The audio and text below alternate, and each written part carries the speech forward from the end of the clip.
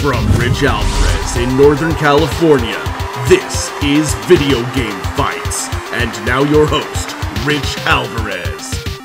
Hi, I'm Rich Alvarez, and we are here with Ladies' Night for Video Game Fights. Tonight, we have all new contestants. So go ahead, ladies, and go ahead and introduce yourselves, starting with Lexi. Hi, my name's Lexi Shear. I stream to Twitch, and I've been playing video games since I was probably like 5. Fiery Pub! Yeah, Lexi, what's your Twitch handle? Yeah, Twitch handle. My Twitch handle is Fiery Pup 13. Fiery Pup 13, alright, and then Link next to her... Yeah, link in the description! Hi, I'm Olivia. I'm a member of Stupid Smash Brothers, a near-dead YouTube channel that's still somehow breathing. And I'm here today. I run a comic corner whenever I feel like it, and yeah, I've been playing video games for a very, very long time. She also is a new member of the editing team of the Rich Alvarez channel. Yep. Wow. Yep. Alright. And I'm Lauren, your friendly neighborhood feminist. I don't have a Twitch channel or anything. I just play video games in home. She's our friend. Yeah, I just play alone in the dark like a troll. Yes. So sorry you don't get to see me play many games, but nice to meet you. Yes, absolutely. Nice to meet everybody here, even though I know everybody. That's okay. So, Ladies' Night is tonight. It's an all female questions, all female cast. And let's go ahead and get started. Yep. All right. So, as far as how the debate works, is I'll give you 2 minutes to go ahead and each of you flesh out your 90 seconds. What? It's 90 seconds. 90 seconds! 90 seconds to flesh out your... Sorry, I don't know the rules. I You're just not usually Rich sit Alvarez. behind the You're a camera. phony. I am Rich Alvarez, We I can have promise. 2 minutes. Women take longer, okay? Hey, you know what? If we get paid less, we get more time. I like that. A minute and a half, Jackie. All right. Actually, I fooled you all. I'm Jax Alvarez, and I'm actually super surprised. No. I know. I'm actually super surprised that the qualifications of being the host of this was not that you have a beard and a hat. So, wow, look at that. I'm here. So, you get 90 seconds, a minute and a half, to go ahead and flesh out your answer one at a time. And then once all 3 of you have fleshed out your answer to my question, I will go ahead and ring the bell for a free-for-all, and you guys just fight for how long? Well, until you feel like you've heard all the arguments. Until I feel like I've heard all of the arguments. Or someone is dead. Or someone is dead. I might stop you if it goes for like 20 minutes. I, however, will not. This is an hour-long episode, right? It is. It is a 3-hour episode. No! 24 hours! 24-hour live Keep stream. it going. It's just a pledge drive, guys. You didn't know it! Stay tuned. All right, so once we do all 5 of the questions, there will be a speed round for the girls who have the most points. The 2 that qualify for the speed round, I don't know the answer, so hopefully we'll figure out how to do the speed round. Oh, I will have the speed round questions for you before you get there. Richie will have the speed round before I get there. All right, behind the camera that you guys don't see is Rich Alvarez, Holly Wilson, Garrett Allen, and Chris Bachknight, And Doggo. and Doggo Hayes. They're not allowed because they're boys, except Holly. Hayes is not a boy. Yeah, hey, This is my idea, so technically neither I'm are here. Yeah.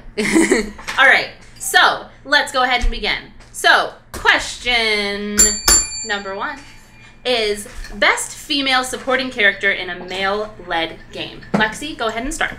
Alright, well, I feel like Tetra from Legend of Zelda Wind Waker is probably the best supporting character. And I say Tetra, not Zelda, because when she becomes Zelda, she kind of falls flat. But when she's Tetra, she's sassy, and she has a lot of character, which we don't see in a lot of the Legend of Zelda games. Normally, the female protagonist is very soft-spoken and very chill and kind of is more of the damsel in distress than the one pushing Link to be better. And in Wind Waker, Tetra does. She pushes him to be better. She knocks him around. She blasts him in a barrel into a wall. So I feel like she's a fantastic supporting character, but she also really helps drive that plot. And She is what I'd want in a girl in a game. It's not drawn that she is a girl. It's not like super sexualized or anything like that. She's just strong and intelligent and sassy, and I love it. Honestly, I do. Okay. That was exactly a minute, Hey. but you don't have to use the whole minute and a half. She's also great. Got great style. She does. I'll give it to you since you started, or you didn't use all your time. All right, Olivia. Okay, so I would argue that Naoto from Persona 4 is one of the best female supporting characters. Although there are many women in the Persona 4 game, Naoto I think is the strongest because she undergoes like one of, I think, the best character development arcs, where she has to struggle with being perceived as a boy and being very young, but having the high responsibility of being a detective. So she spends all her time wishing that she's a boy, but then she has to learn to accept herself for being a girl. She's very smart. She's a very well matched to the male lead protagonist, and she knows powerful moves right off the bat, unlike a lot of the other members of the party. So she proves to be a very valuable character both in cutscenes and in actual gameplay. So. All right, that was 36 seconds, and that was great. Thank you very much. And then last, we have Lauren. Go ahead and tell me your answer. I'm gonna have to say Ellie from The Last of Us. Ooh. I love that game. She's, one could argue that the plot of the game centers around her, but she's so much more than just a plot point. She's a playable character through part of the game, and there's also a whole DLC where you play as her. She's a young, feisty character, which you get to see a young woman who cusses, and she is a queer character, which is so nice to see queer women in video games, and in the DLC she has a girlfriend who is a queer woman of color, and that just makes me so happy. She, like many women in video games, gets kidnapped, but then she rescues herself before the man comes to rescue her. She even at a point saves the male protagonist, which is a nice twist on the damsel in distress trope that I really like to see.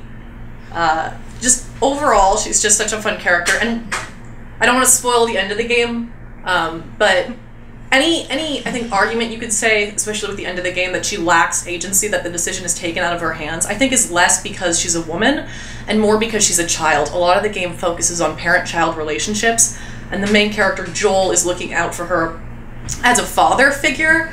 In that case, I think it's fair when she loses some agency and he makes decisions for her. Now we're also getting a sequel to The Last of Us where she's older, and I'm hoping in that game we'll see even further development and even further growth with her, and I'm really excited about it. Wonderful. That sounds great. I love all of your answers. And now, ladies, go ahead and fight! Alright. So, I hate to be pointed out, but yeah, unfortunately, yeah, Tetra is a great character, but yeah, she does spend an awful lot of the game being Zelda.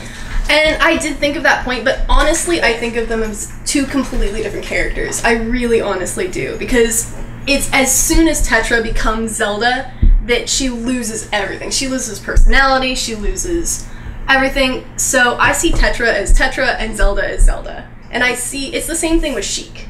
There's a huge argument about the whole Sheik and Zelda and all that stuff.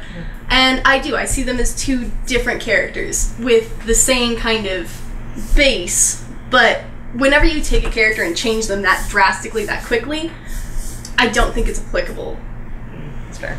Well, I think that in tying into yours, which is a character who, there's an issue of is she a girl or is she a boy? When we see these female characters who either are of a lower class, like Tetra is before she becomes the princess, or like she is a Sheik, where it's like, is she a princess? Is she a boy? What's up? When women are put in that situation in video games, they are given more agency, but if at a certain point in the game they lose that agency because it's revealed they're a woman, or it's because they're a special kind of woman, like a princess, I feel like that it takes away from the aspect of agency, because unless they fully have agency at all times while being themselves, then do they really have agency? I can't fully see them as two different people, because in the game they're not. It's the same character turning back into her true identity, and if her true identity is someone without power. Olivia, do you have anything to say about Ellie? It's like, I mean, it is tough because I will acknowledge you make some good points about Ellie, but I guess as a child, it is difficult because she does lose that power and stuff, and I mean it's a tough argument. But yeah, I guess couldn't you also apply your own argument about agency a little bit? I think you absolutely could. And it's a question of whether age or class or gender can be put in the same categories. And I honestly think they can't, because with age, I think that's something under the law. I believe we should treat children differently than adults, but I don't think we should treat men differently than women or poor differently than royals. From little kids who are male or female, they should be treated the same because they're little kids, not because they're little boys or little girls. And in I think in the most adult scene in the game, in the scene where she is kidnapped, and there is the threat of an adult punishment, there is the threat, I hate to bring it up, but of assault from a grown man, that is a scene where she acts with adult agency and fights him off and wins. And I think it's important that when she's put in adult situations, she acts with adult agency. And when her agency is taken away, it's when she's unconscious. And a character does lie to her, but she doesn't willingly give up her agency. All right. And then do either of you have anything about Natua 2? I haven't played Persona 4, but now I want to. I'll say that much. I agree with that. It sounds fantastic, but I don't have anything to say because I don't have any personal experience with it. Gotcha, that's fine. All right, then I think I've heard everything I can about these female characters. And my thoughts are that I think Lauren was super strong on this argument. And I would be silly not to give her the point. You guys both did a fantastic job. But let's see if we can get you some more points on the next round. Lauren wins round 1! Woo! What a strong round 1, girls. What a really strong round 1. I'm very impressed. Good job. Yes, and you guys don't be afraid to, give it to each other. Yeah, right? I know. It was about as really friendly good as I thought it would arguments. be. That was super friendly. If I think someone's wrong, I will tell them. The problem is you're also smart about giving good answers. Be stupider. I'll do my best. It probably will happen. Yeah. Be worse at this, so I can be meaner. All right, so this round, we're starting with Olivia. And Olivia, tell me, what is the best game starring a female main protagonist? Well, that hands down has got to be Super Metroid. Super Metroid is not only critically acclaimed as being one of the best games, period, but it also features, one of the original female main protagonists, Samus. And Samus is, she's great. Not because, it's not just because she's a woman, but because her gender was a complete non-issue in the beginning. And then also, the game is just phenomenal. And she's such a strong character. And I think it really would be silly not to say that this game isn't amazing and that it is the best game with a main female protagonist. Okay. That's great. That's it? I think so. Okay. All right. You stopped at 35 seconds. So that's great. That's fine. If that's all you need, that's great. Don't feel obligated to take the whole minute and a half. I think I already said that, but don't feel obligated. All right. I appreciate the reminder. Yes, of course. And Lauren... Yes. What is the best game starring a female main protagonist? That would be Horizon Zero Dawn, Jackie. If you haven't played Horizon Zero Dawn, do it. Go out and buy it. It's a beautiful game. It's, I feel, a genuinely unique game. I haven't played one exactly like it before. Open world. It's got this beautiful balance between technology and nature. But I think most importantly is the way the game treats diversity in women. It's incredibly diverse racially, it's incredibly diverse in terms of ability. The main character is a woman and she's born into a matriarchal society that she is removed from because she's quote-unquote motherless, which is a huge plot feature in the game. So a huge section of the game revolves around fertility, women, what we create, and this idea of creation and destruction in this cycle of life. So I feel like it's not, when I think of a female-led game, it's not just a game where it's a female body leading the game. It's a game where female issues are at the forefront. And I feel like this game really captures that. It's a game about women as well as robots and future and shooting stuff and adventure. I mean, so for me, the fact that gender is important in the game matters. Okay. Is that all you have to say? I think so. All right, that was 1 minute and 15 seconds. All right, and then finally we have Lexi. What is your answer? I would have to say Chell from Portal. It's one of my favorite games of all time, and I feel like she's one of the best female protagonists, not because you see her all the time, but because it's not a big deal that she's a female protagonist. Kind of like what you were saying with Metroid. But not only that, she's female, but with the glimpses you do get of her, she's just a normal girl. There's no hypersexuality. There's nothing that really focuses on that, oh, she's a girl and she's doing this. No, it's just she's the character and she's going through this. Plus, I mean, everybody has to agree, Portal is just a fantastic game. One of the best puzzle games I think I've ever played. It's so much fun.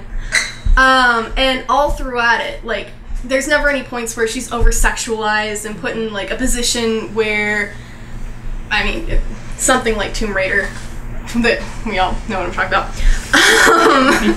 But she's a woman, and that's not the biggest part of the game. It's just natural that she's a woman. You can see it if you, like, line up your portals right, but she's just in, like, sweatpants and a t-shirt, and she's doing her thing, and she's rocking it. She's smart, she's clever, she's resilient, she doesn't let anything, GLaDOS says get her down, which, I mean, I will admit is partially because you have the main control, but it's fantastic that they don't make a big deal out of it. So that's why I feel Chell. Okay. Those are very lovely answers, ladies. So right now, we are going to fight for our lives. I actually have a point against you. Whenever we do finally get to see Samus outside of her armor, she's incredibly sexualized. And that's one thing I don't like, is the first time they're finally like, yeah, okay, let's take her out of that, like, because you can't. When she's in her armor, you can't really tell it's a female character. We know because we're told about it. But whenever we do finally take that armor away from her, it's an incredibly sexualized character. And I feel like that... Nothing happens. Sorry about that. The world is now like a pot. No! See, this is what happens when you argue. We love chaos. We love chaos. It's okay. Don't pit women against each other. Classic regular show. Just throw Classic. those pop figures on the floor. They weren't hard to get.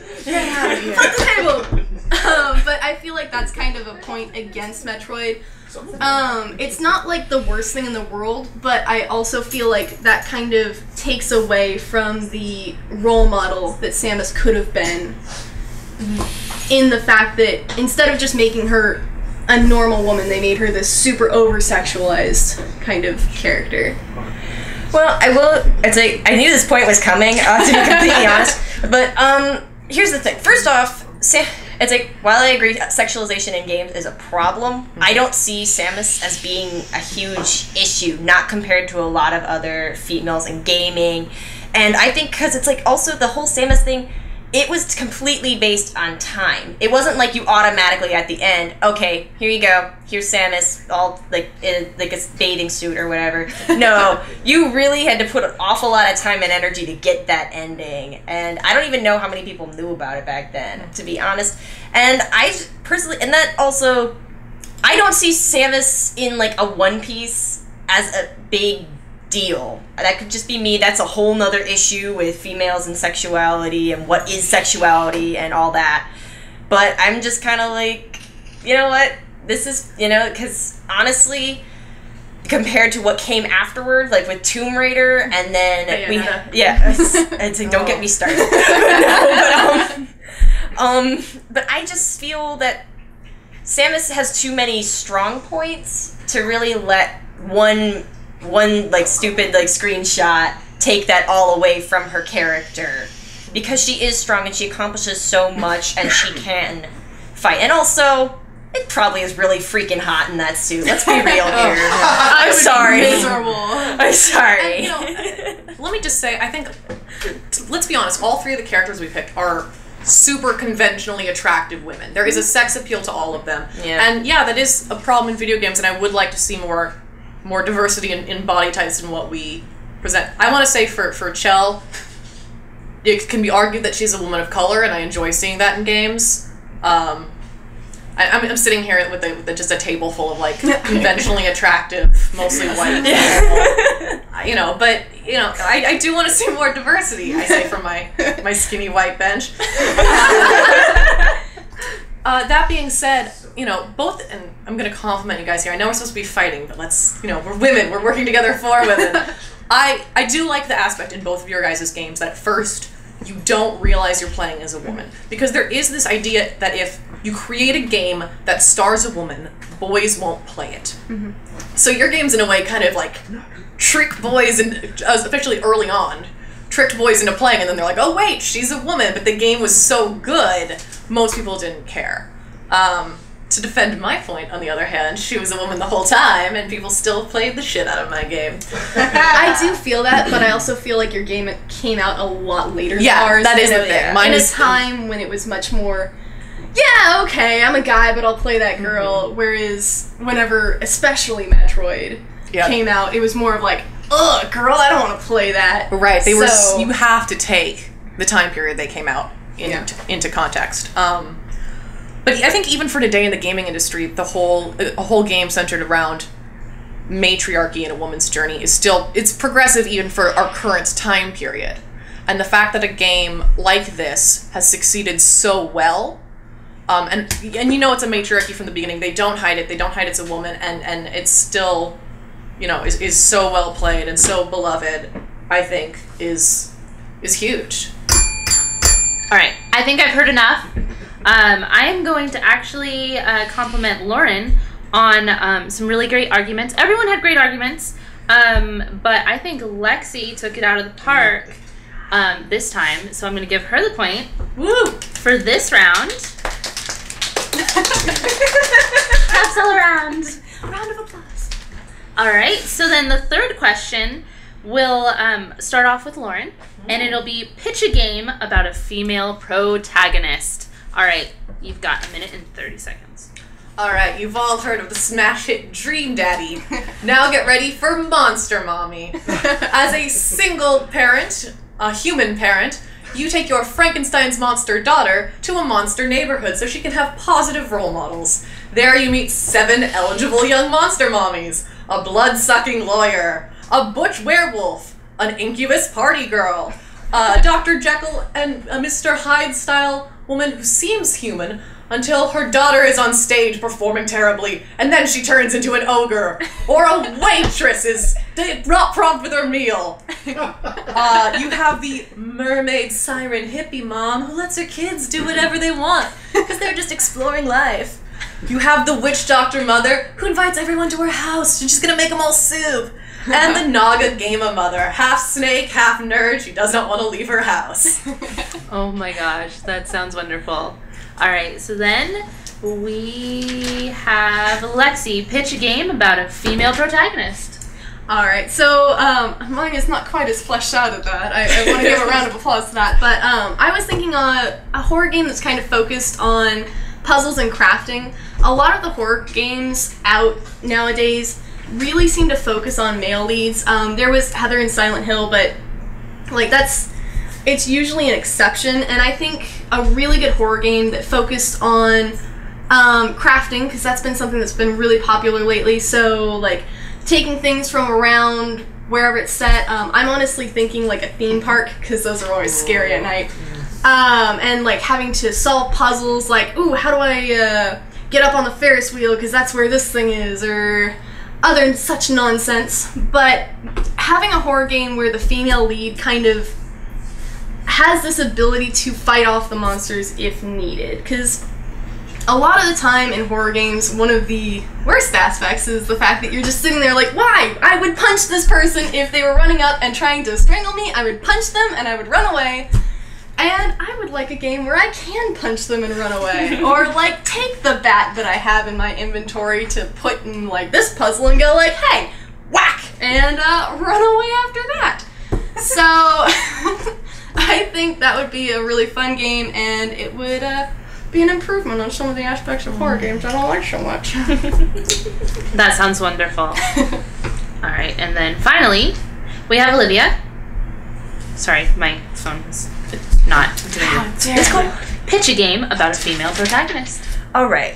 So, we kind of have a running theme going tonight because my game is in a world taken over by giant monsters. A young woman is among those who are sworn to take down these titanic creatures and keep peace within the land.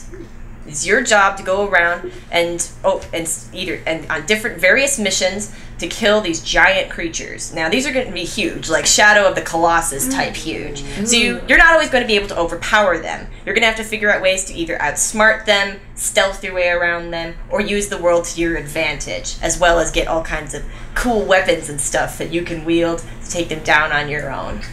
Ooh, I like that.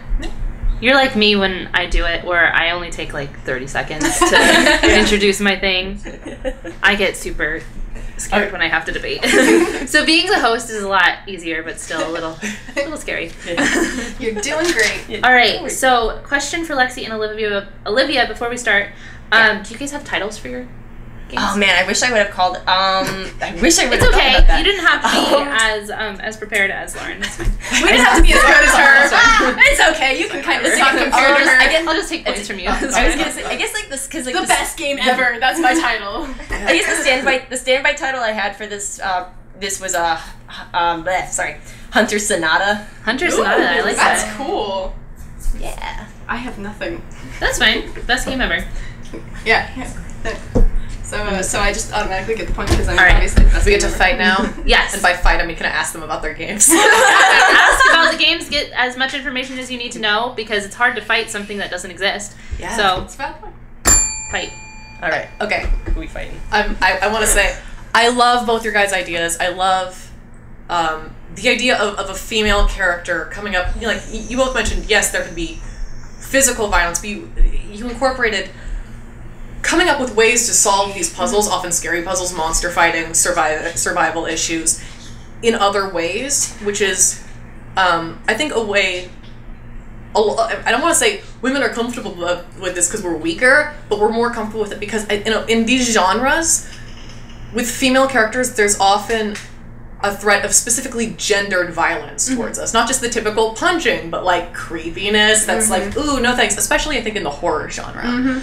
So I'd love to see a horror game that doesn't have that genre-typical gendered violence towards women.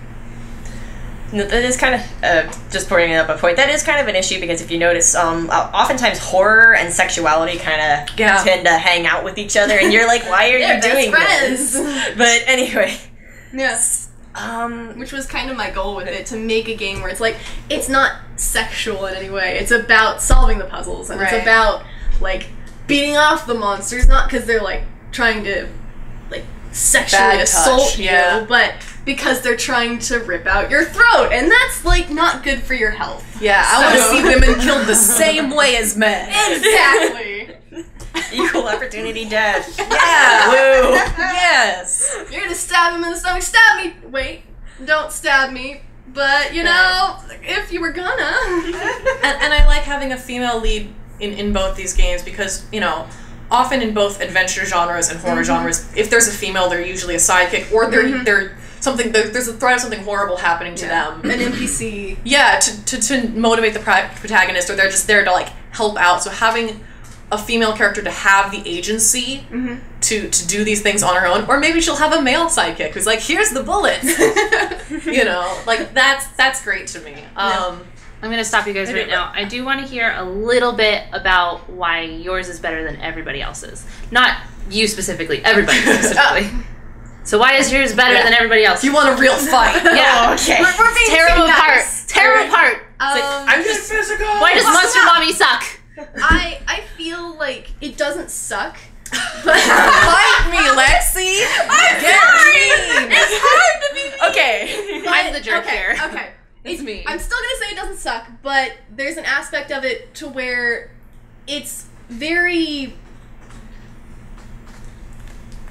What? Say it! Tear me apart! It's very aimed at a... It seems like it's aimed at a female audience in the way that most story-based games are. It's not very action-oriented. It's not very... Like... You don't have to do much other than like, oh yeah, I'll make this decision or this decision. And while it honestly sounds like a lot of fun, and I love the fact that it would push forward not only feminism but LGBT, all that kind of stuff, I do also feel like it's not a great step forward in the whole action, like doing things genre. Go ahead. Okay. You're dancing. Yeah, I am dancing. Because while I love what you're... It's like, while I agree with some of the points you're making, I also gotta say, though, I think with Monster Mommy, though, isn't that kind of taking it... Because, like, think about Dream Daddy. Dream Daddy's kind of exploitive in the way of how it betrays their males, how it betrays the behavior. So if you're doing a spin-off with that with Monster Mommy, even though they're monsters, you're still gonna run into that. Well, that's the thing. I wouldn't design them in a way that's meant to be exploitative. And Dream Daddy is largely played by women, not by gay men. That's the target audience. Whereas with Monster Mommy, the target would be queer women. It's a game by queer women for queer women. And the women wouldn't all be like supermodel beautiful. They'd be monsters. You know, like I'm not going to have like a werewolf in a bikini. Like some would be genderqueer. They'd be covered in hair. They'd have fangs. They'd be, you know, and you know the game would be. And yeah, I agree that you know there's a problem with like maybe it's not as progressive in fighting, but I argue. Yeah, a lot of women are drawn to these kind of games. And to be a strong game and to be a strong woman, it doesn't mean you have to be like a men's game or be like a man. You know, I think there's nothing wrong with wanting femininity, with wanting a story-based game, and not wanting violence or action all of the time. That's my argument for it. I've heard enough. All right. I'm done with this. I actually think that Olivia came out of her shell a little bit. Yeah. And I think she brought on some pretty good arguments, some pretty good ideas. And I'm going to give the point to her, except I know everybody, this was a really hard one to argue because it doesn't exist. So it's just like, how do you argue something that you don't know anything about except for what the person's telling you? That one's hard. So I gave the point to Olivia. She did some... What was your game name again? Hunter Sonata. If someone out there wants to kickstart Hunter Sonata, I will absolutely play that game. Absolutely. 100%. Get on that, fans. Alrighty. So the question for number 4 is, which game about a male protagonist may have been better with a female instead, and why? So we're gender swapping this. And we're going to go ahead and bring it back to Lexi. Go ahead and start stuff. So, I actually, this might be a little bit unpopular, but I feel like Mario has been... Mario. No, I'm not. I'm sorry. I don't. I'm going to stop you right there. I won't let you finish, but... Yo, Taylor. I don't know if anybody's told you this about our channel, but this is a Mario fan show, like YouTube channel. So you got a pretty good argument for this one. I've been dressing up as Mario for 12 years on this. Yeah, we do a show called Stupid Mario Brothers. I will fight for you, Lexi, if you want to stand by this. I will fight for you also, Lexi. I'm behind you too. All right, continue. Sorry, I'm just gonna sit back and watch. So, it's really gonna sound like I'm backtracking now, but I was gonna say not every Mario, but the fact that almost every Mario has Mario as the main protagonist, and there's one Super Princess Peach came out on, I believe, the DS, and it did well enough, but it was kind of dullish. It was very simple. I feel like something like Mario Galaxy could have been just as good with Peach. And we could have incorporated some new aspects, like new powers, new things like that. Whereas it's Mario every single time, and it's Mario with the same powers, except like he can go through space, or he can now turn into a cat, or he has a Tanuki costume. Instead, I feel like they did with Luigi, where they did his spin-off and he had his mansion. I feel like Peach should get a section where it's like, you know, why not? why not? She had one, and it was kind of meh, but yeah. Strong argument. My favorite of the three so far, even though I don't know the other two. Looks like the cards are stacked on this one. It's always a strong argument when men. Yeah, come on, you gotta get this together. All right, Olivia, top that. All right. So I think that the game that should have a female protagonist, swap that out, should be Max Payne. Ooh, okay. Here's why. I think because Max Payne, it's it's your typical noir. You got your hard-boiled detective. He's going around. Your accent change. He's trying to defend. He's trying to get revenge for his dead wife and his kid, and it's just, wouldn't it be cool to flip that around and have it a female? Which she's still Max Payne, but it's a girl. Just Max. Maxine Payne. Maxine Payne as a woman going around and flipping the script on the noir story. It would really kind of change things up, because normally you see women in noir as, you see either like the femme fatale or the helpless dame. But you, in this time, you're the one in control. You're the detective, and I think it could really present some really interesting new possibilities. I love it. Yeah. All right. Lauren. Oh, it's my turn.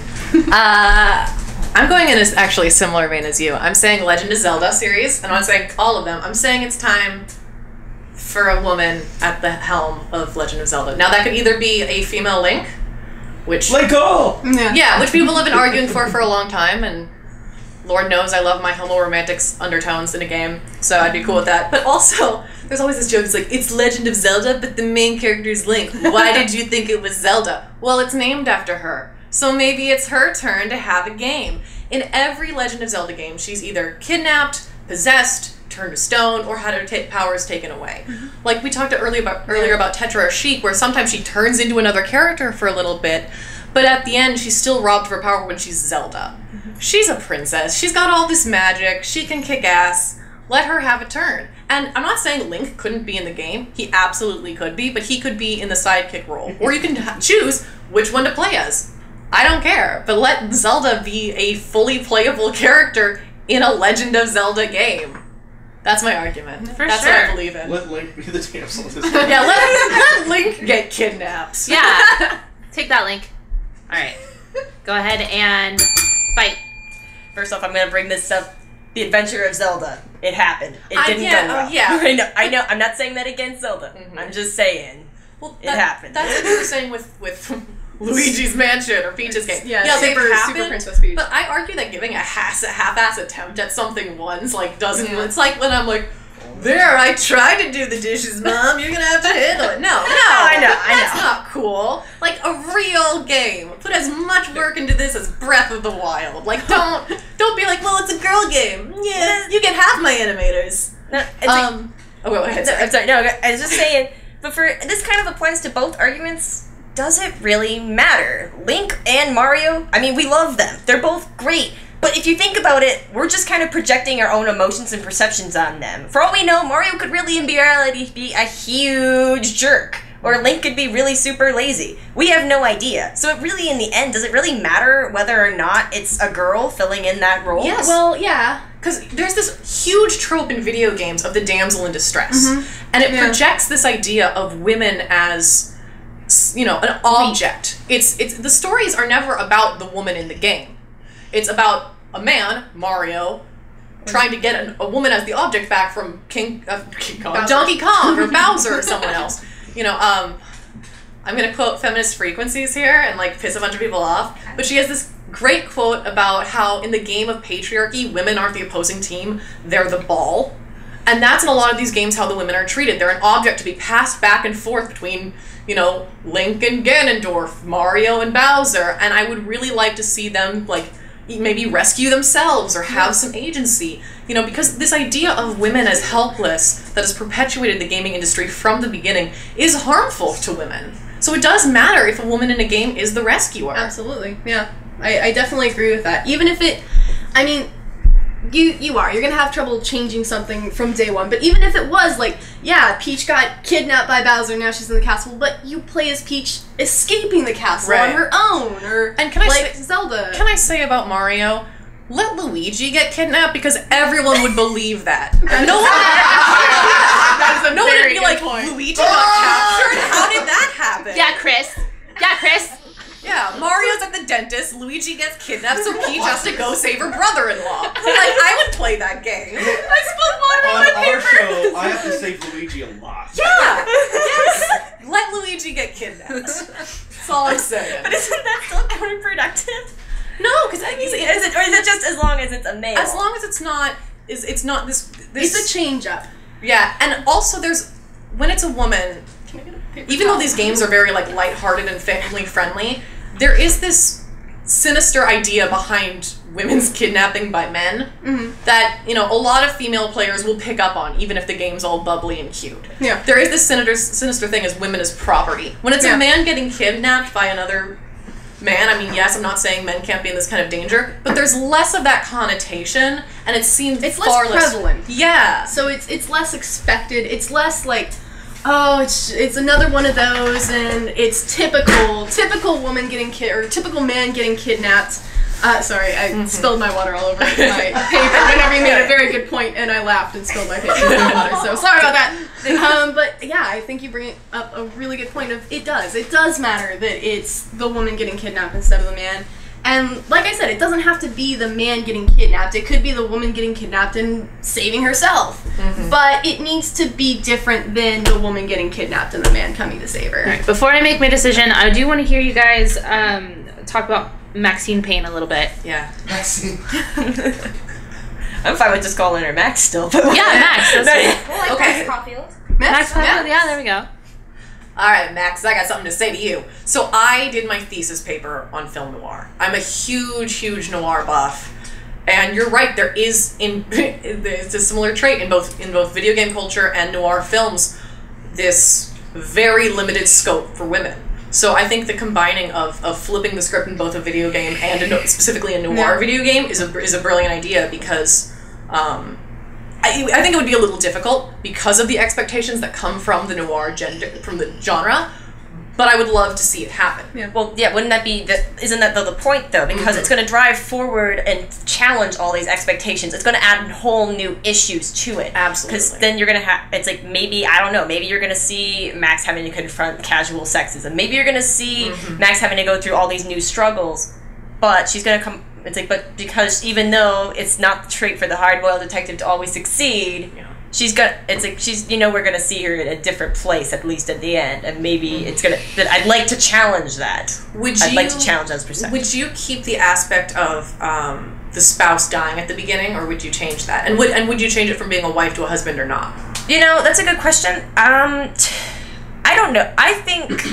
Maybe revenge as a motivation is very human, so maybe it would be a good idea to keep it. But I don't necessarily think it has to be a family. I would be all for. It's like honestly, it could be a husband, it could be a wife. I don't care. Could be equal a sibling, opportunity. right. Yeah, as long as it's. If they're gonna do a revenge story, yeah, exactly. It could be a sibling. It could be a close friend. It could be her parents. I don't know, right? But it's as long as it connects well into the drama and pushes it. Yeah, and as much as I hate the trope of like killing off a woman to advance someone's story, like just making it a woman who's going after vengeance for another woman is already a step in the right direction of changing that trope instead of a man's journey being prompted by the pointless murder of a woman. You know, so I think no matter what you did with that, it would be an interesting twist on the genre. Thank you. All right, I have heard enough, and I am going to go ahead and give the point to actually, you know what? I want to hear from Rich. What do you think? Well, I think that everybody did very well. I felt like Lauren gave the most detailed argument this round. I really connected to what she was saying. I liked what everyone was saying, but I really felt like I visualized Lauren's in my head the most, and that means that she gave the best details. To me, at least. What do you think, Holly? I think as a non-gamer, honestly, like I've never played Zelda. I didn't even know about your game, Max Payne, until this thing. So the only game that I have any experience with would be the Mario games, and even at that I've only played Galaxy and Mario Kart. But the game that sounds most interesting to me is Olivia's game. because of the film noir aspect and because of all the implications. And that being said, like, I know nothing about the game, but as someone who is very new to playing and who's very new to kind of just that realm, that's what drew me in. So now we need Mr. Allen's approval. Major points to Lauren for very intrinsic detail. And provided Big for points thesis. to Olivia for surprising me with an answer that I didn't think I was going to get.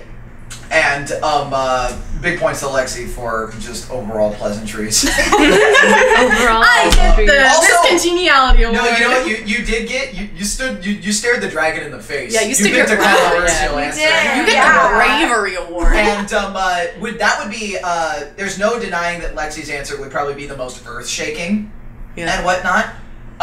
So if you're gonna go for controversy, I think Lexi really stared the dragon in the face there. But Lauren presented a very flushed out game, and Olivia presented one that I don't think any of us expected. So which one you find to be the most meritable in that regard is your call. All right, Buck Knight. Wow. I just call him by his last name. To be fair here, There's too many Chris's. Yeah. You have to speak up. all right. To be fair here, Max Payne is a very hard game. So when it comes down to it, I gotta go with that one because people are shooting at this person. It's a very, very gritty kind of game. But when it comes to Zelda, I'm a huge Zelda fan. So I would actually like to see a female Zelda, or not female Zelda, a female protagonist in the Zelda. So Yeah, got it. All right. So what's your answer then? I'm tied between the Zelda and Max Payne. The answer is he's dating one of us, and that's So he's playing his card close to his chest, and I think that's just fine. You're the judge. This is on you, girl. I was actually leaning towards Lexi, but you guys also swayed me into the opinion of Lauren because I also thought Lauren did a great job. I thought all three of you did a great job. But, you know, when it comes to it, Lauren did bring some very, very good points. So I'll give the point to Lauren, which means that Lauren for sure is in the speed round. Now, the last question is between all three of you. And if Lauren gets the point next, then you guys are both gonna have a speed round question to find out who will be. Yeah, sudden death to find out who will be with Lauren in the finals. Who gets to be with Lauren in the finals? Who gets to go on a date with Lauren? This just got I've been asking for this for years. You didn't sign up for this, Holly. I'm sorry. All right. So question number 5: in the year 2035, what has been a female game designer? What has been a female game designer since 2017? Did I write that right? no. Sorry, what's the question? What was the what's the biggest? It's fast forward to the year 2037. You know, what's the biggest achievement a female game designer has hypothetically made? Wow, I really screwed that up. Yeah. All right. So pretend that it's the year 2035. Our When you favorite look year. back at 2020, 2025, what female developer did something crazy? That was the idea of the question. Yeah. All right. The coolest idea. Hoping that something happens. between What has now been the and most then. monumentous thing for a female game designer since 2017? Yeah. Yeah. All right. We're going to go. Who went first last time?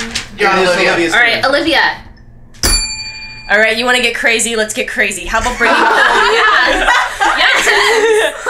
How about bringing a whole video game corporation back from the dead? Whoa. That's right. Pioneered by a female game developer, so she brought back Sega. Now I know everyone wrote off Sega as being long dead, but with the use of making completely new Sega IPs under their banner, getting those incredibly popular, and then eventually re-getting the rights back for Sonic, and then even games that came out from Sega's banner later, like Bayonetta, and then using those as their flagships, they rose up from the ashes like a phoenix and came back as the new, brand new Sega Corporation. Nice. All right. Is that it? Yep. All right. That's cray. I like it. All right, Lauren. All right. My idea is a bit tamer, but it's the idea of a female game designer creating an incredibly diverse and progressive game. But it's so good to play that nobody can be mad about it. Like, because here's the thing: a lot of the people who fight progressiveness in games and diversity in games are also the kind of people given to peer pressure. And if it's so good and so popular, they'll all have to play it. And from personal experience, when oftentimes these bigotries, these hatreds come from a place of fear and ignorance. And getting to know people from different backgrounds, getting to know women, getting to know people of color, getting to know queer people, changes people's minds. Like, you think, oh, gay people, that's weird, that's gonna be gross, but then, like, you find out, like, your best friend is gay, and suddenly it's like, oh, they're just people. So, I find sometimes the best way to introduce people to diversity is with something that they're gonna want to do anyway, something that they're comfortable with. And a game, like I was saying, like, that's why I argued for Horizon Zero Dawn, because it's such a popular game, it's such a good game. Even if people are like, I don't want to play as a girl, everyone's like, but dude, we're all playing it. You gotta play it. And then they play it, and she's such a lovable character, and it's such a great game. You can't help but start to empathize with these characters. You know, and I think that's really kind of a way that we'll make progress, by just women making great, great games with diversity and having those games succeed. All right. Wonderful. That was exactly a minute and 30 seconds. Hey. I just wanted to ding it because... Yeah, because dinging it's fun. Yeah. It's the best part. All right, Lexi. Okay. So mine's definitely along the same thread as yours, Olivia, but instead of taking a company that's already been created, I feel like creating an entirely new game company that's not focused on, like, pushing forward females or men, just focused on equality. So games that have male leads, and games that have female leads, and games that have both the option of male and female. Just a game company led by a female head, of course, that doesn't really focus on one or the other, and just kind of makes it natural to go like, yeah, there's queer elements in this game, and there's feminist elements in this game, and this one has mostly men, but hey, it's balanced out by this one who has no men. I feel like that's where we need to go most, and I feel like that would be, if we're being honest, something that was pushed forward by a female head, by someone who was like, yeah, let's do this, but we do need to make it equal, not just focusing on this one thing and pushing it forward, because as horrible as it is, I have noticed in my experiences that if you do just go, I'm gonna focus on this and push it forward, then you meet a wall of opposition. If you go, hey, this is an element of all the things I'm pushing forward, people are like, yeah, alright, yeah. I think I don't like it, but I do like it, but maybe, yeah, okay. And it sounds sad because it does kind of have to slip through the cracks, but I think that's where we need to start. And I think that starting with that and pushing it forward into an entire company is how we're going to kind of get this to be the norm. Get it to be the norm that we have our Samuses and our Shells and our Horizon Zero Dawns. Alright. I got 3 dings. So official. Every ding means I'm more excited. Alright. So you guys have some great choices. So go ahead and fight. Okay, I love that both of you focus on leadership in companies, because I think that is more than just game ideas. It's we have to go from the top down and really get women in positions of power to make these decisions, whether it is at a pre-established company or a new one. My only concern with yours is the, like, put a bow on it mentality, where we get hers, where we get Pac-Man and then Ms. Pac-Man. That being said, there's lots of games that do what I think you're suggesting, like with Fallout 4, where you play as a man or a woman. Fable. Like, there was the whole controversy with Rust, where you don't get to choose your gender, but there's an equal chance of you being a man or a woman or a person of a different ethnicity. And I think that's great. That kind of diversity I do like seeing in games, and I really do agree with you that sometimes more baby steps are necessary in reaching your goals. It would be awesome if we could just go, this is the way it is, but I feel like in a realistic view, we do have to say that would just get shouted out immediately. And it's sad, but it would. So I feel like, yeah, baby steps suck, but it is where we need to go. We need to start here and make it the norm by doing it slowly. Okay, I'm just saying, I mean this in the nicest way I can. Yeah. But That's a great start to a I feel that... No, be mean. I Be mean, can't- Olivia. Your goals are unrealistic. You can't make a game that's going to be so universally beloved, because unfortunately, human nature, we are plagued by fear. We are plagued by bigotry. You're basically asking for world peace, but in the form of a video game. There are also those people who literally will hate something just because they know other people like it. Well, It sucks. I'm not And they're- saying they're everyone's gonna love it. I'm just more asking for like a large majority. the Wonder Woman of video games, where like everything else is Batman vs Superman, and a woman's created the Wonder Woman film. That's what I'm asking for. You know, that quality in game difference. And yeah, there's people who don't like Wonder Woman. There's people who will never like it. But like that, it's popular enough that if you aren't getting on board, you're in the majority. The dissenters are the majority. Is what I mean. The minority. I'm almost down with my cider's almost gone. But you know what I mean? The dissenters are the minority, and that everyone else is willing to get on board, even if they're not really on board with the diversity, they're on board with the greatness of the game. Can I make a point that you might already have that with Horizon Zero Dawn? Yeah, I think you have a start, but I think there's still a lot. Oh, there's always more games like that, and a lot further we can go with it. Go. No, I do. It's like, but yeah, I think also it's like I think maybe I mean okay. I know my idea is absolutely insane, but it's like I kind of feel like maybe with your company, is it going to be? It kind of feels like it's too little, kind of not enough for the progress of how many years it's been. It's like because yeah, it's what 2035, and this project started in 2017. That's 20 years worth of progress, and we're still only hoping for baby steps. I mean, I don't expect progress to happen overnight, but honestly, it's like, don't you think we could have expected a little more from a company that's trying to pledge for equality? It's a fair point, but I would like to bring up the fact that, and this is meant with all respect, but all you're doing is bringing up a dead company and doing the same things with it, from what it sounded like to me. And I don't see, like, I do understand that, yes, it would be led under a female figurehead, but I don't see exactly how that's a major accomplishment for essentially feminism or equality or anything like that. Well, I'm just talking about bringing back some damn good games. All right, at that point, I'm going to stop you guys. I heard enough. So the boys are back there getting Nancy, so that means we're taking a while. So it's good stuff. It's good stuff. I like it. I know. I like this. I just want to like. No. It's so perfectly framed. I just want to like point out It's the green. that the boys are all on one side of the room. Oh, Like, We're trying to stay out of the way. yeah, they're all congregated over there, and then They Holly and Hayes are on the So couch. you anti boys, do you have any opinion on who should get this point? Quickly. It's a tight one.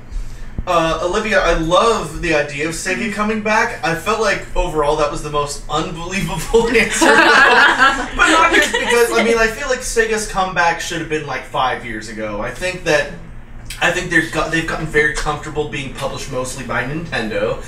And if you look at the stats, and I think we argued this in a past video game fight too, if you look at the stats, Sega has actually made much more money after they stopped making consoles and being a prominent in the video game industry. Now that they're just developing games, they make a lot more money like that, and I think they're very, very comfortable. And I can't see them coming back. Your arguments were good, but I heard much more of why Sega should come back, not necessarily why a female developer needed to be the one to do that, you know? So I did feel like Lexi had the stronger argument for what she was arguing. And of course, Lauren was good as well. Garrett. See, I'm actually going to turn that on its head a little bit. I really liked Olivia's argument. I like the specificity of it, and I liked the fact that it was very tangible. I liked the idea that it was very rooted in, like, here's a business acumen related, real world, like, economically driven solution. And I like the idea that bleeds over so much into not just video games, but into just like women CEOs and like, you know, and the larger spectrum of like female participation in large scale business operations. I like that it came into that. And I'm such a sucker for like an argument being like, this, 4 bullet points, a clear beginning, middle, and end. And I did like the structure of her argument a lot. All right, Buck Knight, can you be unbiased? I can be unbiased by one word, and it's Genesis does what Nintendo don't. Yeah, they do what Nintendo doesn't, which is go out of business. File Chapter 11. Yeah, big competitor with Nintendo, and also with the Atari box returning, Sega does have a better chance than Atari will ever have. I feel like So we're it bleeding seems into. like it's possible. I feel like we're bleeding into arguments related to Sega. So, girl, I think this is back on you, Jax. Gosh. Yeah. You got to make so a decision. hard. This is like the defining decision of who's gonna win, or well, go into the speed round. Everybody won. Everybody's a winner. It's a three-way speed round. Break the glass ceiling. We all get to go. No woman left behind. No woman left behind. Can I do that? No. No. Wow, are you gonna let the men tell you what you can and can't do? Break the oppression. This is how video game fights This is turns what Lauren into does. She starts shit, alright? I love her for it. That being said, It's your show this week, Jackie. Yeah. they sure Don't were stop. long-winded after forcing me to cut everyone short. They sure were long-winded with what their thoughts were. So I am going to quickly say that I think I'm going to give the last point to Olivia, which means she's going to make it to the final round. But Lexi, that does not mean that you have get no away. more jobs. Yeah, You don't go home empty-handed. you're gonna be my co-host and help me decide on the like final that. speed round. Yeah, so it's you and me against those two. Get mean, judge me harshly. All right, so I probably won't. as far as speed round questions, I don't have any. Oh, hello. Seems as though Garrett is. Garrett wrote the speed round questions, so if you have questions on them, just let me know. No, I'm If so you have glad questions you on the wrote them questions. because Richie has awful handwriting. That was the idea. Learn I was something like, I new can't every give day. Jackie this.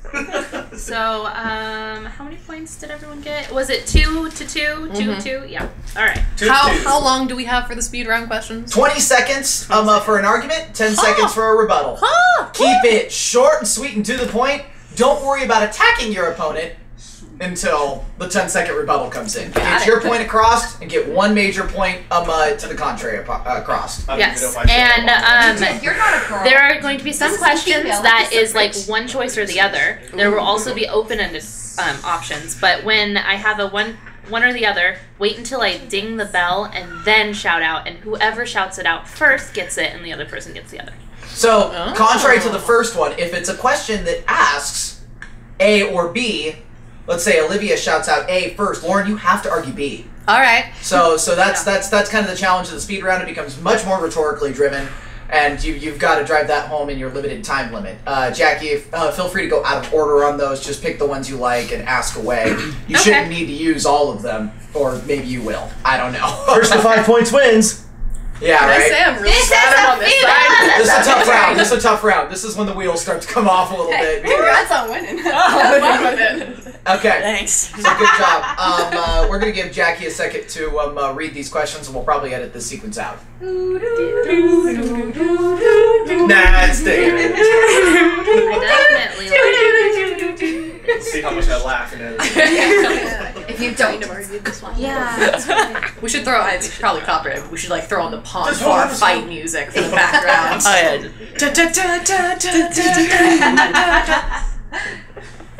What song was that? The Pawn Far fight music when Oh. Kirk and Spock have to wrestle in the desert to the Of death. course you would suggest that. Low key Trek, high key Trekkie. High-key Trekkie. Because I know. What? Everyone make noise so Jackie can ask Secret, Carol So how are you guys doing? I'm doing good. You having fun? Oh yeah. Ask her. Okay. Yeah, I guess I was trying. How not to- familiar with Overwatch are you?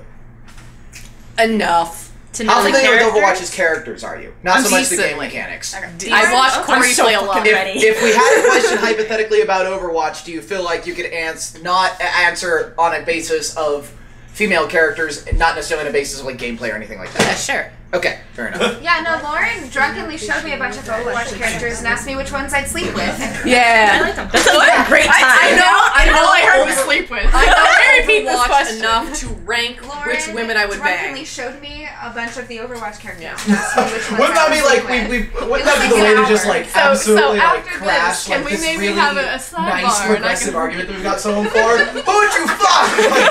Like, Yeah, just jump right in like, Yeah, right? okay. What do you Alright. need me for? Just at the end, help me decide on what. I can do that. Do you want to Probably like not. rotate asking the questions? You're judge. All right. is all me, and then I'll ask you every round what you think. Okay. All right. Probably like both. Speed round! Speed round time. All right. So question number 1 is, what is the more tired archetype, Mary Sue or damsel in distress? Damsel in distress. Oh, you gotta wait for the bell. Damn it! I'll give it to her. I've ruined everything. Yeah, she can take it. I'll do Mary Sue. All right, let me get the paper. Thank you. Okay, go ahead and fight. Okay. Or we'll start with 20 seconds. We'll 20 start with seconds. Olivia. 20 seconds. All right. Okay, damsel in distress. You pointed out earlier that it is actually socially damaging, and it really is really old and tired, and how many of us will officially groan every time it comes up. Just saying. Okay, I'm good. All right, and that was 12 seconds. So, Lauren, go ahead and rebuttal that. Or is Argue it for Mary rebuttal? Sue. 20 seconds. 20 seconds. Argue Mary Sue. Go ahead. No, I'm actually going to argue that Mary Sue is a tired trope, not because Mary Sue sucked, but because Mary Sue shouldn't even be a trope. Because how many male-empowered characters do we have that have stupid powers? They can do just about anything, but we don't call them Mary Sues because they're men. So the idea that these women are, like, unreasonably powerful or unreasonably beautiful or smart, screw that. Let us create incredible women. It's a fantasy genre. We can do what we want. All right. And Olivia, rebuttal that? I'm sorry, but Mary Sue, it's just... can you also argue that that's, like, also... It's destructive because it also belittles people. It belittles their intelligence. It belittles their actual character their traits because they have none. Done. No, that was great. All right, Lauren.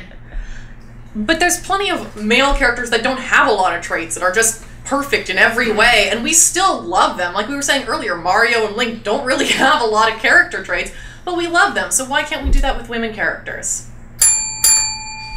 All right. I like it. All right, what did you think? I actually kind of agree with Lauren a little bit more on this one. I know there is the concept of Gary Sues. I have heard about that, but that was a glorious noise. Well, sure. That works too. Speaking.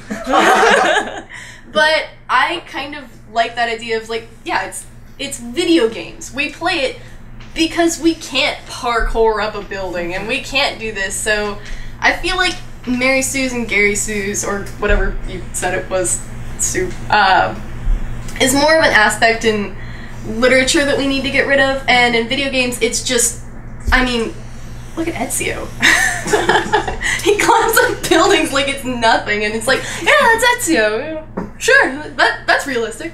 So I feel like yours is a little bit of a better argument of, like, it's not even, we shouldn't be making fun of it because it's such a prevalent thing. It should just be an aspect of gaming. Okay, I was leaning the same way. I like how you said that they have no prominent features, so it's just, I did like that. And I'm going to give the point to Lauren. Because, Olivia, you didn't quite hit some of the points that I wished you had on that. You still have your 2 points, so she's just only ahead by 1, so maybe next question we can get a tie again. All right, so Brush off, bring it! Question number 2 is, we need more female characters and roles. Soldier or scientist? Oh, I would argue scientist. All right. All right, And then I'll we'll argue have you argue first. So you said scientist and you said soldier? I'll take soldier, yeah. Okay. So going first on this one? You are again. Oh, I am? Okay. Yeah. Yeah. When you say you it answer first. first. Oh, I You am. take first argument. Gotcha. Okay. All right, go ahead and start now. Okay, I'm going to argue scientist because it's very important in most communities. It's very small. It's a very small majority is highlighted as being scientists. We do have a lot of female soldiers. We have Samus. We have I don't know, the chick from Mirror's Edge. We have a lot of characters that can actually go out and fight, but we don't really see women as being the brains behind operations a lot of the time, and I think we should emphasize that. 20 seconds. No. All right, go ahead and start.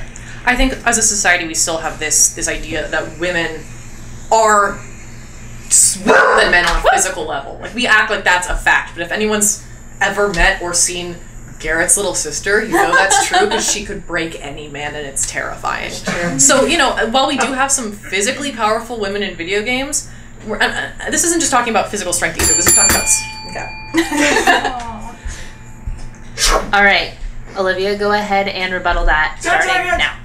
I think that while your point is valid, I think that with the soldier archetype is it's pretty well represented. We have a lot of female soldiers that are strong. We have like many women in Gears of War that are actually strong fighters. We have Samus. We have a lot of women from Street Fighter. We have a very strong mentality that women can be warriors. It's just we still aren't pushing the fact that women can be brains as well. All right, Lauren, rebuttal. We have a huge problem in our military here in the U.S. of women soldiers being assaulted by their fellow soldiers, and I think video games could embrace that aspect and show when we put powerful women as soldiers in games, they're just powerful, but I want them to also show this vulnerability, and I think that's the kind of women soldiers we need in games. All right, Lexi, what did you think? I think I'm actually gonna have to go with Olivia on this one. I feel like, while your points were really valid, we do have quite a few soldiers in gaming, even if they are just kind of NPCs. And while there are also a lot of scientists, I feel like probably scientists would be a more progressive role than soldier. So that's just my feeling on that one. I was actually feeling that way too. I liked Olivia's points that she was making were pretty strong this round, so I'm going to give the point to Olivia. Oh, good, because I agree with Olivia. We need more women in STEM fields. Don't join the military, you'll die. It's terrible. Stay home, study math, read a book, fulfill your dreams, be a scientist. Yeah, change the world through science. Go into STEM, ladies. All right. So question number 3. Tied up 3-3, right? 3-3. Yeah. Yep. How many? Till do we 5. Go to? It's Till till 5. 5. Till somebody gets 5. Yeah. All right. We are here. Okay. This is the Overwatch question. Ooh. Overwatch succeeds a lot in female portrayal. Who is the most important? Open-ended. Open-ended. Oh. Pick somebody. Okay. Do you want me to go first? It doesn't matter whoever answers first, I guess. You know what? This is not my favorite character, but I'm gonna go with Symmetra. Because... Just answer. And then... Oh, yeah, just answer. Okay. Then, yeah. Okay, I'm dying here. I'm gonna have to go with Zarya. Yeah! I love that answer. That was gonna be my other choice. Okay, just double checking. It is 20 seconds for the statement and then 10-second rebuttal. Yep. Correct. I've been going 20 seconds the whole time. Okay, well, that's 10 seconds on the rebuttal. Okay. Yeah, so all right. bring up This those time, rebuttals. those rebuttals are going to be a lot quicker. Okay, but you get 20 seconds, same amount of time for the beginning. All right. So then, Lauren stated her answer first, so Lauren gets to go first. Go ahead and start now with your 20 seconds. When I talk about diversity in games, I don't just mean women, I don't just mean queer people, I don't just mean people of color. Ability is something we don't think a lot about in games, and having a disabled character in a game is so important. Whether or not you consider autism a disability or not, no matter how you label it, it is something outside the normal spectrum, normal being in quotations here, what people consider normal. I liked it. That was wonderful. All right, Olivia, go ahead and state your opinion on Zarya.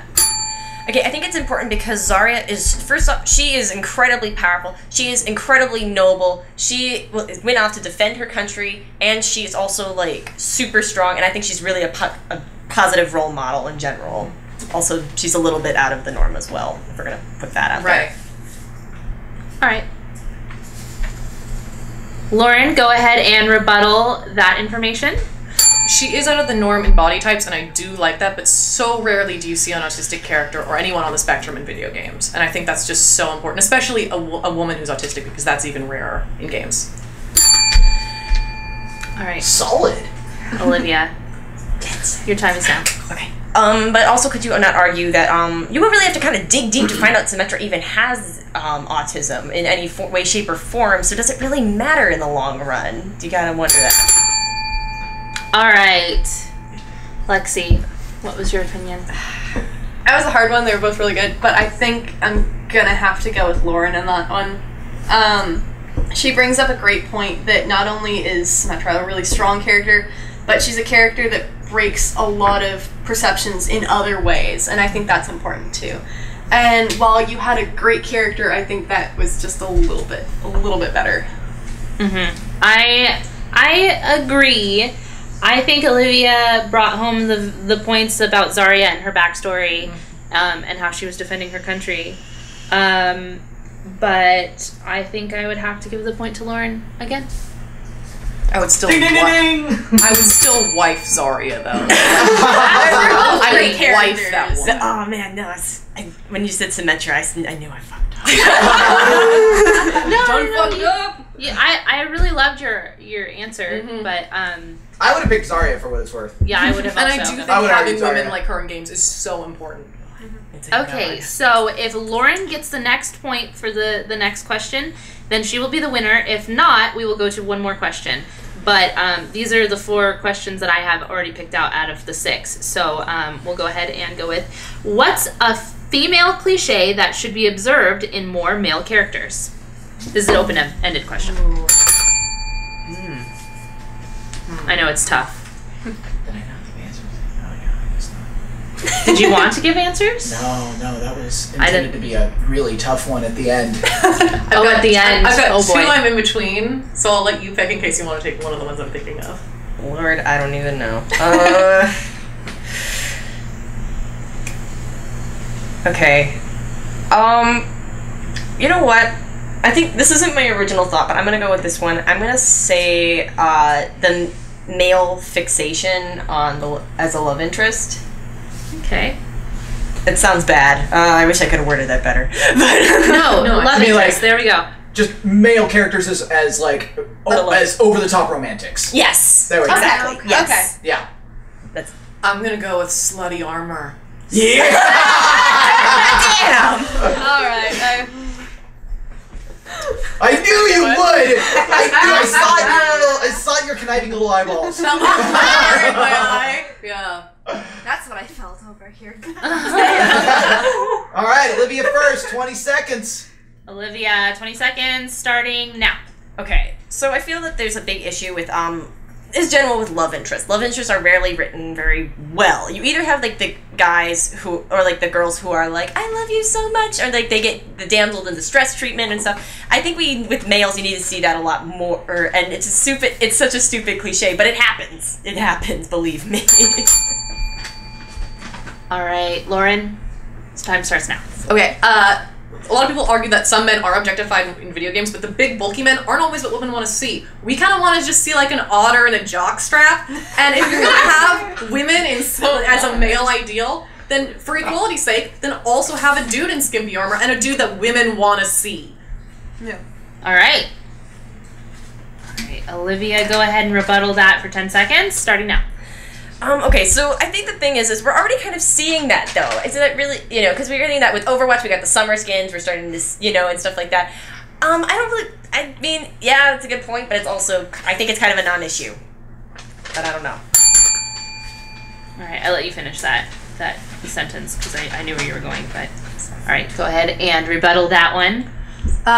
I'd argue Overwatch overall is good in equality, but there's very few games, like, I'm talking about the games that do the crazy armor. I'm talking the Bayonettas. I'm talking the boob plates. I'm talking the way over-the-top, tiny waist. Like, Overwatch is good with physical body representation, but I want the games that aren't to be equal. Bro, I'm gonna fight you guys next time you keep mentioning Bayonetta. But it's always in a negative light. I'm all for her. I'm all for Bayonetta. No, I like it. Bayonetta's dope. Yeah. Bayonetta's dope. But I Okay. mean, I want a male Bayonetta in the game with her. I want Beard hair. Dante. That's what becomes the weapon. Dante. Alright. Fair. I love both of your options, and I absolutely agree with both of you. But Lexi, who do you think took it home? This one's really hard because I can see both sides and I can see where there are spots when both arguments are. I have seen them in games, the arguments you're making, and I have seen them in games that need the arguments you're making. But I feel like I'm probably going to side with Lauren on this one. I'm saying I feel way too much. I have so many feelings! I wrote it really on a do. note that I passed to all the boys back here, and I wrote, I feel like these last speed round questions are harder than usuals, so can we talk about how the girls are killing this game right now? Absolutely. I pulled no punches. The usual No. speed round questions for this game are like, There's 2 games in a bargain bin. Crash Which do you Bandicoot choose? or Mario 64. Which one do you want? I asked all these like really intrinsic, like social questions. Yeah. So good job, ladies. Yeah. That being said, I didn't And we're want to do still earlier being argument. paid 27 cents less. Well, But actually, so sorry. No, go ahead. I was actually Nobody's leaning more on Olivia's side because I felt like Lauren didn't really rebuttal the question afterwards. She just added to her own statement, and I did want to hear why hers is better than Olivia's. So I'm actually going to give the point to Olivia, which means that we're going to go to one more question. I didn't rebuttal it because I fully agree with her. I know, I right? thought it was dead in the water, bro. You were solid. You were floating. No. You were floating. Yeah. So All right, sudden death, final round. Let's do this. She said she was gonna give you the point too. You like spat. Yeah. You're like, what? No, you deserve that, girl. Drink it in. No, Don't choke. I feel like that one because whoever gets this one Yeah, has stuff they that's- can pull from earlier. Yeah, I know. You picked my strongest questions. Now you guys are stuck with the last ones. I do need to see. Oh, sorry. That's okay.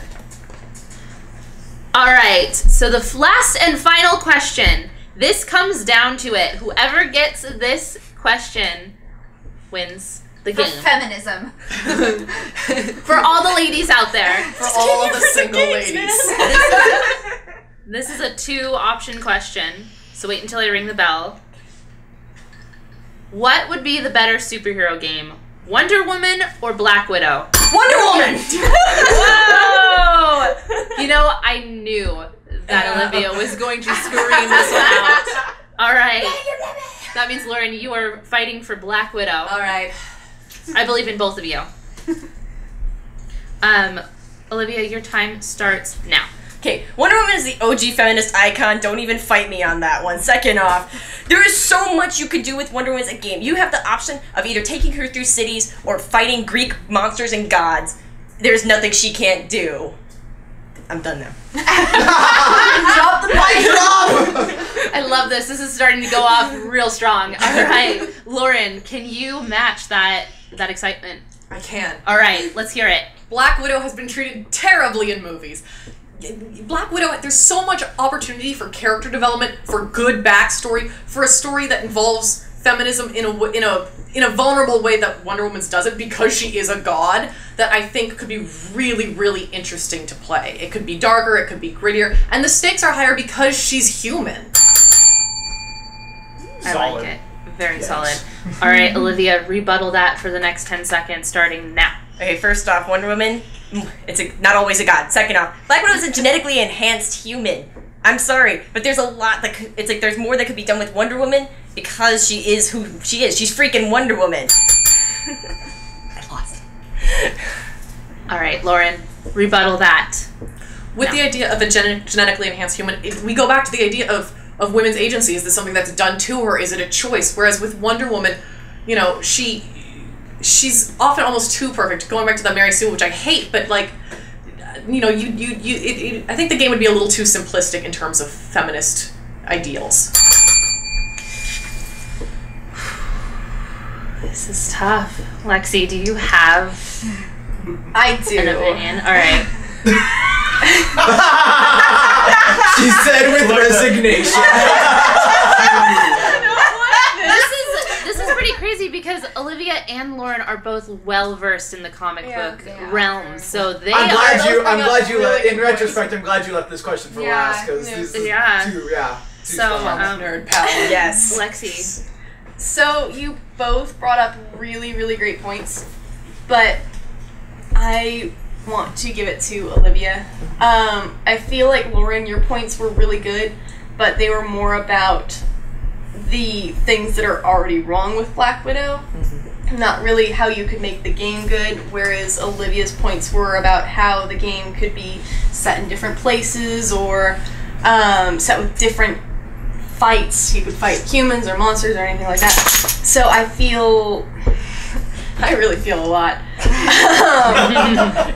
Can't hold all these All right, Richie had an opinion over there. Oh, I think Olivia gave a great statement on why she loves Wonder Woman. I really did think that Lauren came back with a fantastic rebuttal on why a Black Widow game would be more interesting to play. And remember, this is video game fights, so we have to talk about it in terms of video games. And Lauren brought an argument that was relevant to a video game. Mm-hmm. I agree, but so did Olivia. She brought in the fact that you'd be fighting gods. Yeah, in your video game, you could take it to Greek mythology, and you could fight that, or you could fight in modern day, or not modern day, but in yeah. She's Wonder Woman. You could do whatever you want. But you could, exactly. She brought up that point, and that was about video gaming, not just the fact that she likes Wonder Woman. So while I see your point, I do disagree. Okay, Garrett, going to you. I pick Lauren, but not for the reason Richie picked Lauren. Just because Lauren brought up so many cool points that I hadn't even considered with Black Widow. And in that almost proved her point, where I was listening to that, I was like, you know what? You're right, I don't know enough about Black Widow. You know what? I do want to see that game, because you know what? There are these problems with agency and about oversimplification that I want fleshed out in a video game. Also, that being said, Russian fights. That being said, I buy Olivia's video game. Yeah. That sounds like she pitched basically just like a God of War. And we could definitely use a Wonder Woman God of War. But not just a God of War that you could take. Yeah, the goddess of war. Yeah, a goddess of war set in any time period. Hey, DC, get on that. Get on that. That's a multi-million-dollar idea Olivia just gave me. But that being said, Lauren did awaken things in me. I've awakened things in a lot of people. Which is interesting because I wrote the question.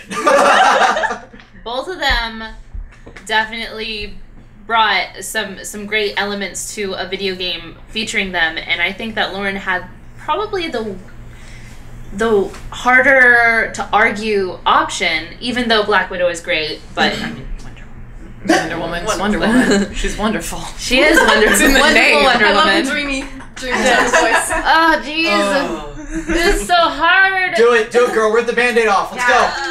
You got it. Both of them win! I'm joking. Okay. Feminism is solved!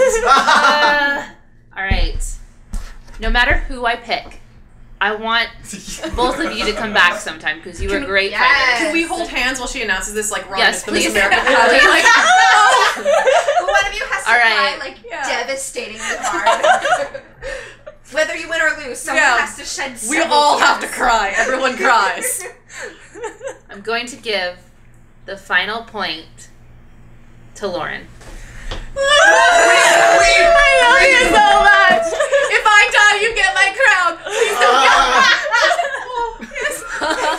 From out of nowhere, Steve Harvey. Please don't let Trump in my dressing room.